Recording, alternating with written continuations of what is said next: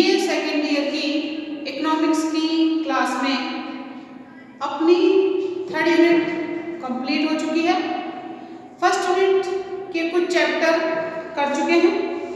आज उसी first unit के अंतर्गत नया टॉपिक लेंगे और वो है आपका मुद्रा से संबंधित। जो मुद्रा है उसकी वैल्यू एवं इसमें परिवर्तन से संबंधित आपका नया टॉपिक होगा। तो नए टॉपिक का नाम लिखिए आप, मुद्रा का मूल्य व इसमें परिवर्तन। यूनिट फर्स्ट का है ये टॉपिक, मुद्रा का मूल्य व इसमें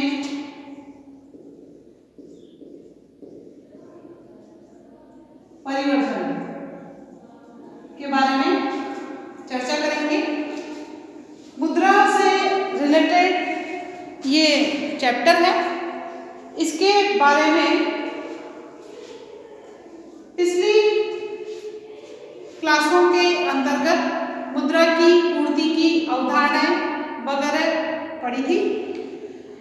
आज हम इसी टॉपिक को कंटिन्यू करते हुए पिछले अध्याय में बात की थी अपने कि जब मुद्रा का मूल्य सामान्य कीमत स्तर के विपरीत होता है, कि मुद्रा का मूल्य सामान्य कीमत स्तर के विपरीत होगा। यदि सामान्य कीमत स्तर बढ़ रहा है यानी वस्तुओं की कीमतें बढ़ रही है तो मुद्रा का मूल्य घटेगा, और यदि सामान्य कीमत स्तर घट रहा है तो मुद्रा का मूल्य बढ़ेगा। और इसका जो संबंध होगा ये मैं आपको बताती हूँ कि अगर कीमतें, जिसको अपन सामान्य कीमतें बोलते हैं, सामान्य कीमतें यदि 2 गुना बढ़ती है, सामान्य कीमतें यदि 2 गुना बढ़ती है तो मुद्रा का मूल्य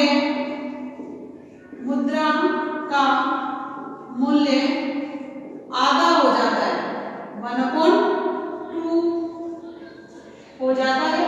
जब अपन नया चैप्टर पढ़ेंगे मुद्रा का परिमाण सिद्धांत, उसके अंतर्गत सामान्य कीमत स्तर और मुद्रा के मूल्य के बारे में चित्र के द्वारा बताया हुआ है। तो यही मैं आपको बता रही हूँ कि सामान्य कीमतें यदि 2 गुना बढ़ती है तो मुद्रा का मूल्य आधा हो जाता है, और कीमतें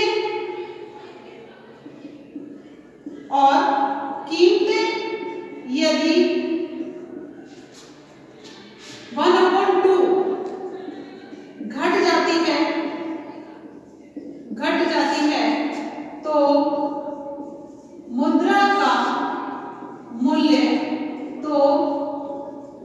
का मूल्य 2 गुना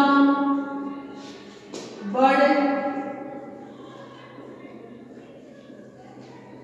जाता है, जो कि डायग्राम के द्वारा नेक्स्ट चैप्टर पढ़ेंगे जब आपको क्लियर हो जाएगा। आप तो सिर्फ इतना ही ध्यान रखिए कि सामान्य कीमत स्तर और मुद्रा का मूल्य या मुद्रा की वैल्यू जो है, इन दोनों में उल्टा संबंध होता है। अगर कीमतें 2 गुना बढ़ती है तो मुद्रा का मूल्य आधा हो जाता है, और यदि कीमतें आधी हो जाती है तो मुद्रा का मूल्य 2 गुना बढ़ जाता है। उदाहरण के द्वारा बता रही हूँ, जैसे कोई वस्तु है, उसकी कीमत 100 रुपए है, 100 रुपए केजी है। अब वस्तु की कीमत कितनी हो गई? 200 रुपए हो गई। वस्तु की कीमत 200 रुपए हो गई, तो अब देखो मुद्रा का मूल्य आधा कैसे हो गया। जहां मुझे 100 रुपए में 1 किलो वस्तु मिल रही थी, अब मुझे 200 रुपए में 1 किलो वस्तु मिलेगी। 200 रुपए में 1 किलो वस्तु मिलेगी, यानी जहां पर मैं 100 रुपए दे रही थी वहां मुझे 1 किलो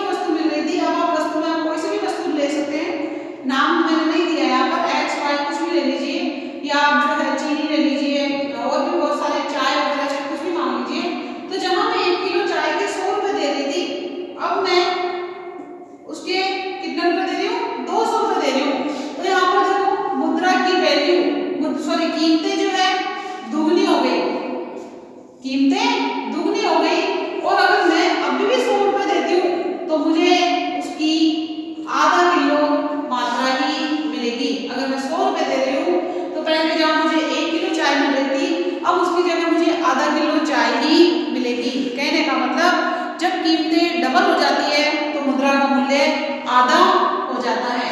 इस प्रकार सामान्य मूल्य स्तर और सामान्य कीमत स्तर और मुद्रा का मूल्य जो होता है उन दोनों में विपरीत संबंध पाया जाता है। यह आपको बता ही दिया, जब मूल्य बढ़ता है, जब सामान्य कीमत स्तर बढ़ता है, बढ़ती है तो मूल्य घटता है मुद्रा का, और जब सामान्य कीमत स्तर घटता है तो मुद्रा का मूल्य बढ़ता है। इस अध्याय में हम ये जो मुद्रा का मूल्य व इसमें परिवर्तन है, इसके अंतर्गत मुद्रास्फीति के बारे में पढ़ेंगे, मुद्रा स्फीति के बारे में पढ़ेंगे, अविस्फीति के बारे में पढ़ेंगे। और मुद्रास्फीति और अविस्फीति क्या होती है ये मैंने आपको कई बार बता दिया। कीमत का लगातार बढ़ना मुद्रास्फीति कहलाता है, और वस्तुओं की या कीमतों का लगातार घटना मंदी कहलाता है। तो इस चैप्टर के अंदर मुद्रास्फीति, अविस्फीति, साथ में इसके जो है इसके साथ साथ इनको दूर करने के उपायों के बारे में भी चर्चा की जाएगी। तो मुद्रास्फीति में कीमतों में लगातार वृद्धि होना मुद्रास्फीति कहलाता है। यहाँ पर लिख दीजिए, कीमतों में लगातार, कीमतों में लगातार वृद्धि होना मुद्रास्फीति है, और कीमतों में लगातार, कीमतों में लगातार गिरावट अविस्फीति कहलाती है। गिरावट होना क्या कहलाएगा आपका, अविस्फीति कहलाएगा, या मंदी की स्थिति जो होती है वो इसके अंतर्गत आती है। अब यहाँ पर कह रहे हैं कि मुद्रास्फीति को कम करने के जो उपाय होते हैं वो विस्फीति के अंतर्गत, मुद्रास्फीति को दूर करने के जो उपाय है वो विस्फीति कहलाते हैं, और अविस्फीति को दूर करने के उपाय संस्फीति कहलाते हैं। क्या कहलाएंगे, संस्फीति, अविस्फीति को दूर करने के, और मुद्रास्फीति को दूर करने के उपाय आपके विस्फीति कहलाते हैं। इसलिए विस्फीति की चर्चा मुद्रास्फीति के साथ साथ और संस्फीति की चर्चा अविस्फीति के साथ साथ जो है की जाती है। इसलिए विस्फीति की चर्चा मुद्रास्फीति के साथ और अविस्फीति की चर्चा किसके साथ करेंगे, संस्फीति के साथ चर्चा करेंगे, क्योंकि कोई भी समस्या होती है उस समस्या का समाधान भी उसका उपाय कहलाता है। इसके साथ साथ पिछले वर्षों में या पिछले वर्षों की बात करते हैं तो मुद्रास्फीति तो समस्या थी ही, इस मुद्रास्फीति के साथ साथ बेरोजगारी की समस्या भी नई उभर कर आई है।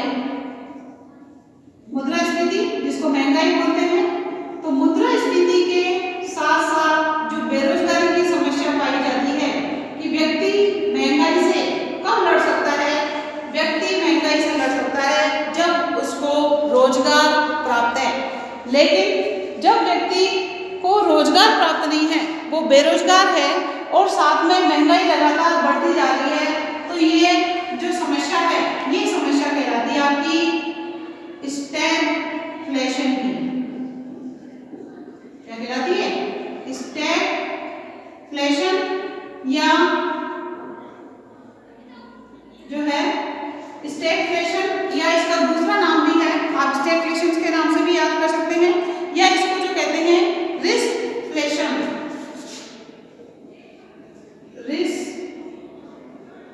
रिस्कफ्लेशन भी कहा जाता है, जो कि पिछले वर्षों के अंतर्गत ये समस्या हमारे बनी हुई थी। मुद्रास्फीति की समस्या तो लंबे समय से बनी आ रही है, इसके साथ साथ मुद्रास्फीति के साथ साथ बेरोजगारी की समस्या भी जो है अब बन रही है, जिसमें वस्तुओं की कीमतें तो लगातार बढ़ रही है, लेकिन व्यक्ति के पास रोजगार ही नहीं है। अब जब रोजगार ही नहीं होगा, व्यक्ति बेरोजगार होगा, तो वो उस बढ़ती हुई महंगाई से कैसे लड़ सकेगा। इस समस्या को स्टैगफ्लेशन या रिस्फ्लेशन के नाम से पुकारा जाता है।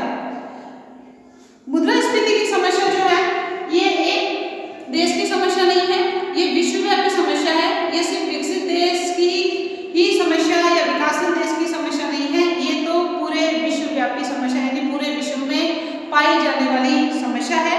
विकसित देश हो चाहे विकासशील देश हो, दोनों ही देशों में दोनों प्रकार के देश इस प्रकार की समस्या के जो है शिकार बने हुए हैं या शिकार पाए जाते हैं।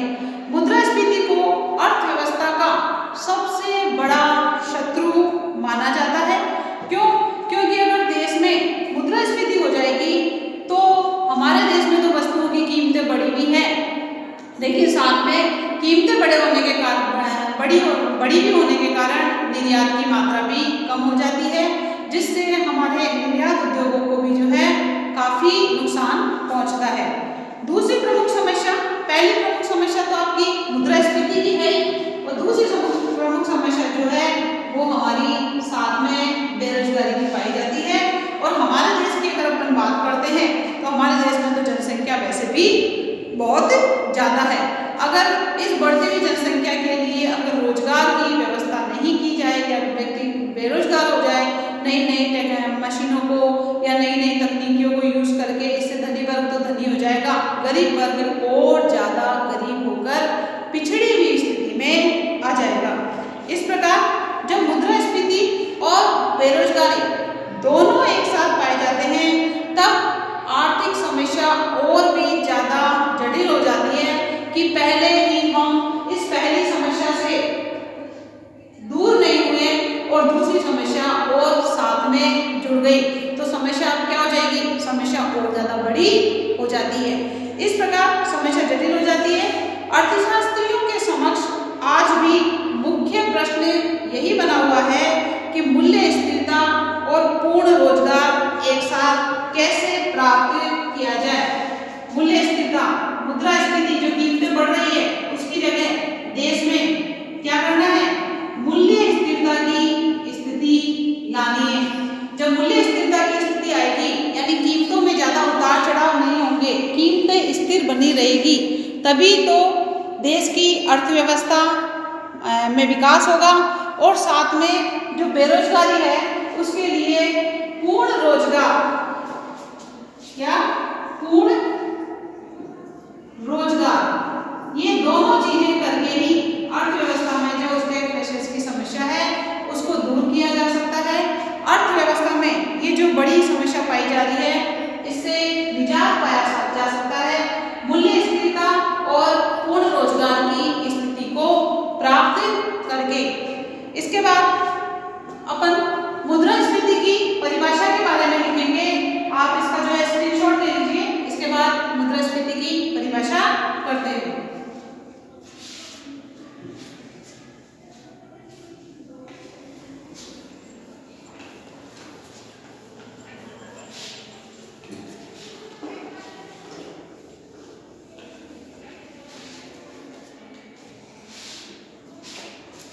हेडिंग डालिए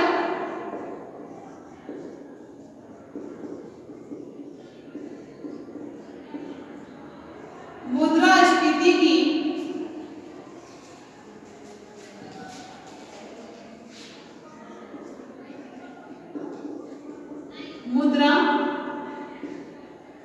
स्फीति की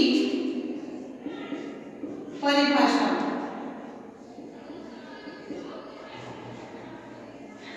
मुद्रास्फीति की परिभाषा कई बार 2 नंबर का क्वेश्चन पूछ लिया जाता है कि मुद्रास्फीति किसे कहते हैं। इसको आपको जो मैं परिभाषा लिखाऊंगी वो तो लिखनी ही है, साथ में इसके सूत्र के द्वारा वर्णन किया जाएगा जिसका विस्तृत रूप से चर्चा करेंगे। है प्रारंभ में मुद्रास्फीति का अर्थ ठीक से समझ लेना चाहिए कि वास्तव में मुद्रास्फीति होती क्या है। इसके संबंध में कई प्रकार के जो है भ्रम पाए जाते हैं जाती है।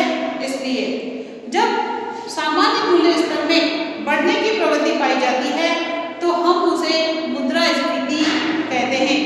लिखिए इसमें, जब इन्वर्टेड कॉमा में लिखो, जब सामान्य मूल्य स्तर में, सामान्य मूल्य स्तर में बढ़ने की प्रवृत्ति पाई जाती है, जब सामान्य मूल्य स्तर में बढ़ने की प्रवृत्ति पाई जाती है तो वह मुद्रास्फीति, तो वह मुद्रास्फीति कहलाती है। और ये आपका इनवर्टेड कॉमा क्लोज्ड हो जाएगा।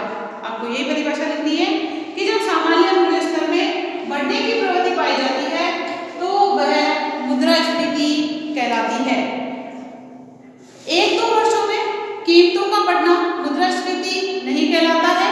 लगातार कीमतें अगर बढ़ रही होती है तो वो मुद्रास्फीति कहलाता है। कहने का मतलब, जैसे मान लो एक कोई वस्तु है, अगर हम चीनी की बात करते हैं यहाँ पर, तो यहाँ मैं इसका डायग्राम बना रही हूँ। चीनी में जैसे इस साल कीमत बढ़ी, फिर थोड़ी नीचे आ गई, फिर और नीचे आ गई, फिर और बढ़ गई, फिर नीचे आ गई, बढ़ गई, बढ़ गई, नीचे आ गई। ये मुद्रास्फीति नहीं है। इसको मुद्रास्फीति नहीं बोलेंगे कि एक दो साल कीमतों का बढ़ना या घटना, या बढ़ना मुद्रास्फीति कहलाता है। मुद्रास्फीति तो यहाँ से, जैसे अपन डीजल की बात करते हैं तो डीजल में देखो ये कंटिन्यू वृद्धि हो रही है। जो डीजल 30 रुपए लीटर था आज जाके 90 रुपए लीटर हो गया, तो कीमतों में लगातार वृद्धि हो रही है। वो पेट्रोल और डीजल की कीमतों में लगातार जो वृद्धि हो रही है वो आपकी मुद्रास्फीति कहलाती है। तो इस प्रकार एक दो वर्ष में कीमतों का बढ़ना मुद्रास्फीति नहीं कहलाता है। लगातार अगर कीमतें बढ़ रही है तो वो आपका मुद्रास्फीति के अंतर्गत आता है। इसके अलावा मुद्रास्फीति के समय कुछ वस्तुओं की कीमतें बढ़ जाती है, कुछ वस्तुओं की कीमतें स्थिर रहती है और कुछ वस्तुओं की कीमतें जो है घट भी जाती है। लेकिन औसत रूप से जो सामान्य कीमत स्तर है उसमें बढ़ने की प्रवृत्ति पाई जाती है। अब अर्थव्यवस्था में एक तरह की तो वस्तु नहीं होती है, अर्थव्यवस्था में तो बहुत तरह की वस्तुएं होती है जिसकी आप गिनती भी नहीं कर सकते। तो इसके अंतर्गत कुछ वस्तुओं की कीमतें बढ़ रही है, कुछ वस्तुओं की कीमतें घट रही है, कुछ वस्तुओं की कीमतें स्थिर रह रही है। तो अगर अपन एवरेज निकालते हैं, एवरेज मतलब इन सभी का टोटल करके जब इसमें भाग लगाया जाता है और उस भाग के अकॉर्डिंग जब बढ़ती हुई पाई जाती है पिछले साल से, तो वो आपकी मुद्रास्फीति की स्थिति कहलाती है। जैसे एग्जाम में आप लोगों के मार्क्स आते हैं, अलग अलग सब्जेक्ट में अलग अलग मार्क्स आते हैं। किसी सब्जेक्ट में ज़्यादा आते हैं, किसी सब्जेक्ट में कम आते हैं, किसी सब्जेक्ट में ठीक ठीक आते हैं। तो आपके जो परसेंटेज निकाले जाते हैं वो परसेंटेज कैसे निकालते हैं, उन सभी का टोटल करके उसमें जितने भी मार्क्स है उसका भाग लगा के और उसको 100 से गुणा करके परसेंटेज निकाला जाता है। इसी प्रकार मुद्रास्फीति का पता लगाने के लिए जो बढ़ती हुई कीमतें हैं, जो घटती हुई कीमतें हैं, जो स्थिर कीमतें हैं, उन सभी का टोटल करके ही जो है उसकी दर निकाली जाती है और फिर बाद में पता किया जाता है कि सामान्य मूल्य स्तर में बढ़ने की प्रवृत्ति है, सामान्य मूल्य स्तर में घटने की प्रवृत्ति है या कीमतें स्थिर है। इस प्रकार अर्थव्यवस्था में इस स्थिति का पता लगाया जा सकता है। गार्डनर एंगले जो कि प्रसिद्ध अर्थशास्त्री हैं, उन्होंने ये कहा है कि मुद्रास्फीति को सामान्य कीमत स्तर के निरंतर व काफी वृद्धि के रूप में परिभाषित कर सकते हैं कि अगर सामान्य स्तर में कीमतें निरंतर का मतलब क्या होता है, लगातार बढ़ रही है, तो वो आपकी मुद्रास्फीति के अंतर्गत आती है। इसमें मुद्रास्फीति स्पष्टतया एक प्रक्रिया बन जाती है। प्रक्रिया का मतलब होता है प्रोसेस, कि अगर कोई चीज लगातार और कंटिन्यू बढ़ रही है, निरंतर बढ़ रही है, तो मुद्रास्फीति हो जाती है। और मुद्रास्फीति अगर लगातार कोई चीज हो रही है तो वो आपका क्या बन जाता है, वो आपकी प्रक्रिया बन जाती है, प्रोसेसिंग बन जाती है। बढ़ती कीमतें ना कि ऊंची कीमतें। हम ये नहीं कह सकते जैसे सोना बहुत महंगा है तो हम उसको मुद्रास्फीति नहीं मान सकते हैं। अगर किसी वस्तु में बढ़ने की प्रवृत्ति लगातार पाई जा रही है, वो वस्तु आपकी सामान्य वस्तु भी हो सकती है, घटिया वस्तु भी हो सकती है। तो ऐसा नहीं है कि सोना है या जो लग्जरी वस्तुएं हैं उनकी कीमतें से मुद्रास्फीति को लिया जाता है, नहीं, उससे नहीं लिया जाता है।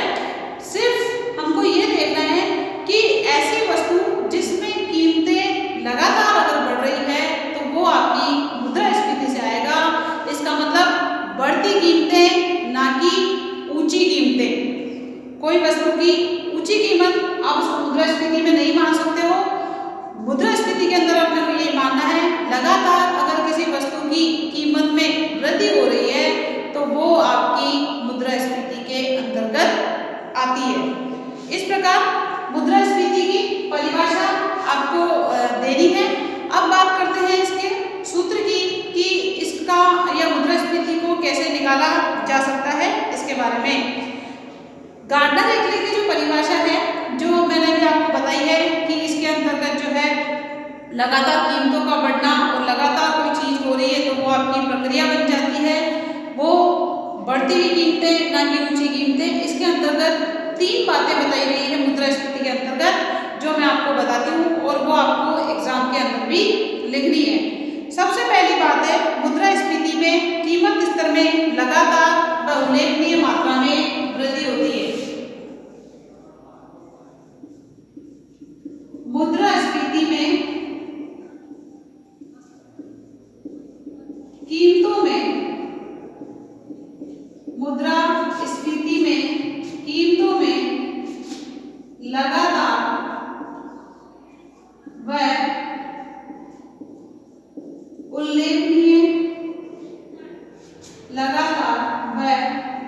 उल्लेखनीय वृद्धि होती है। फर्स्ट बात तो ये है कि मुद्रास्फीति किसको मानोगे, जहां पर वस्तुओं की कीमतों में लगातार वृद्धि होती रहे और उल्लेखनीय वृद्धि होती रहे। सेकंड है, यह एक असंतुलन की दशा है। यह एक असंतुलन, यह एक असंतुलन की दशा है। अब असंतुलन की दशा कैसे हुई? अर्थव्यवस्था में स्थिरता की स्थिति थी, कीमतों में ज्यादा उतार चढ़ाव नहीं थे, कीमतें लगभग स्थिर थी, लेकिन कीमतों में वृद्धि होने लग गई। कोई भी वस्तु है उसकी कीमतों में वृद्धि होने लग गई तो आपका जो संतुलन था वो किस में बदल जाएगा? वो असंतुलन में बदल जाता है। इस प्रकार मुद्रास्फीति एक असंतुलन की दशा होती है। यह एक प्रक्रिया है। थर्ड लिखिए, यह एक प्रक्रिया है। अगर किसी चीज में लगातार वृद्धि हो रही है तो वो प्रक्रिया हो जाती है, वो प्रोसेसिंग के अंतर्गत आ जाती है। लगातार बढ़ना, लगातार घटना, तो जो भी काम हो रहा है वो कंटिन्यू हो रहा है, और जब लगातार कोई चीज होती है तो वो प्रोसेसिंग बन जाती है, वो प्रक्रिया बन जाती है। इसलिए मुद्रास्फीति भी क्या है? एक प्रक्रिया है। क्यों?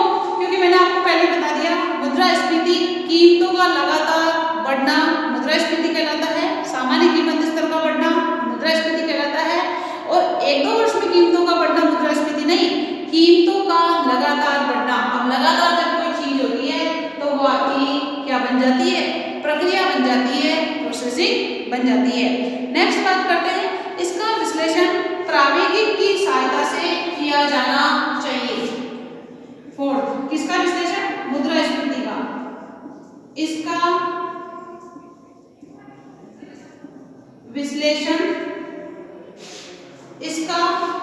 विश्लेषण प्रावेगिक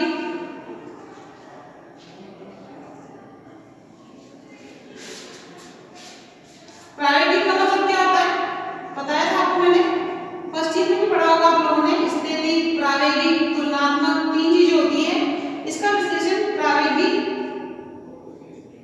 से किया जाना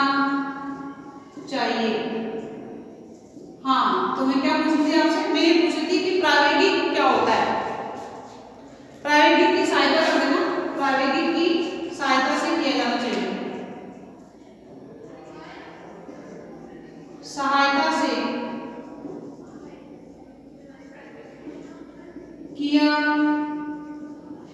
जाना चाहिए। तो आपको एक चीज पूछ रही थी कि प्राविगिक क्या होता है। प्राविगिक का मतलब होता है गत्यात्मक, जिसको बोलते हैं गतिशील, जिसको बोलते हैं। फर्स्ट ईयर में बात करी थी। फर्स्ट ईयर में आपके टॉपिक था स्थैतिक विश्लेषण, तुलनात्मक विश्लेषण, प्रायोगिक विश्लेषण। स्थैतिक विश्लेषण का संबंध स्थिर अर्थव्यवस्था से होता है। तुलनात्मक का मतलब एक बिंदु की दूसरे बिंदु से तुलना की जाती है। और गत्यात्मक प्रायोगिक का मतलब होता है गत्यात्मक, जिसको गतिशील बोलते हैं। अब एक अर्थव्यवस्था या एक देश या एक राष्ट्र की बात करते हैं तो वो हमेशा चलता रहता है, वो गतिशील अवस्था कहलाती है उसकी। क्यों? क्योंकि इसमें स्थितिक यानी स्थिर अवस्था कुछ भी नहीं मानी जा सकती है। तो मुद्रास्फीति की अगर बात करेंगे तो मुद्रास्फीति भी एक गतिशील स्थिति को शो करती है, गतिशील अवस्था को बताती है। कीमतें एक जगह स्थिर नहीं होती है, कीमतों में परिवर्तन होते रहते हैं। और कीमतों में परिवर्तन जो हो रहे हैं, अगर लगातार गिर रही है तो अपस्फीति हो जाएगी, लगातार अगर बढ़ रही है तो मुद्रास्फीति हो जाएगी। और अप डाउन हो रही है, एक साल बढ़ रही है, 2 साल बढ़ रही है, तीसरे साल फिर गिर रही है, फिर बढ़ रही है, फिर गिर रही है, तो वो आपकी उतार चढ़ाव की स्थिति हो जाती है। इस प्रकार यह या इसका विश्लेषण जो है प्रायोगिकी की सहायता से किया जाना चाहिए, क्योंकि मुद्रास्फीति प्रायोगिकी के अंतर्गत आती है। इस प्रकार मुद्रास्फीति की जो परिभाषा है, इस परिभाषा में ये चारों चीजें पाई जाएगी। इन चारों चीजों के बारे में आपको बताना होगा कि मुद्रास्फीति में कीमतों में लगातार वृद्धि होनी चाहिए और यह एक असंतुलन की दशा है, क्योंकि जब कीमतें बढ़ती है तो अर्थव्यवस्था संतुलन से असंतुलन की तरफ चली जाती है। नेक्स्ट बात करते हैं, अगर लगातार कोई चीज हो रही है तो ये आपकी एक प्रक्रिया के अंतर्गत हो जाएगी, तो वो प्रोसेसिंग कहलाती है। और नेक्स्ट आपका इसका विश्लेषण प्राविगिक की सहायता से किया जाना चाहिए, क्योंकि ये जो है परिवर्तन का सूचक होती है, परिवर्तित होती रहती है, इसलिए इसे। और प्राविगिक आपका किस में आता है? गत्यात्मक में आता है, गतिशील स्थिति के अंतर्गत आता है। इस वजह से इसका प्रायोगिकी से ही माना जाएगा। इसका स्क्रीनशॉट ले लीजिए। अब मुद्रास्फीति की दर में सामान्य कीमत स्तर में परिवर्तन की दर देखी जाती है, यानी मुद्रास्फीति की दर की अगर बात करते हैं तो सामान्य कीमत स्तर में कितने प्रतिशत परिवर्तन हुआ है या कितने प्रतिशत वृद्धि हुई है, इसके बारे में एक सूत्र के द्वारा किया जाएगा, जिसमें आपकी मुद्रास्फीति की दर निकल के आ जाती है कि पिछले साल की तुलना में या पिछले वर्ष की तुलना में इस साल कितनी वृद्धि हुई है या पिछले साल की तुलना में कीमतों में कितनी वृद्धि हो सकती है, वो आप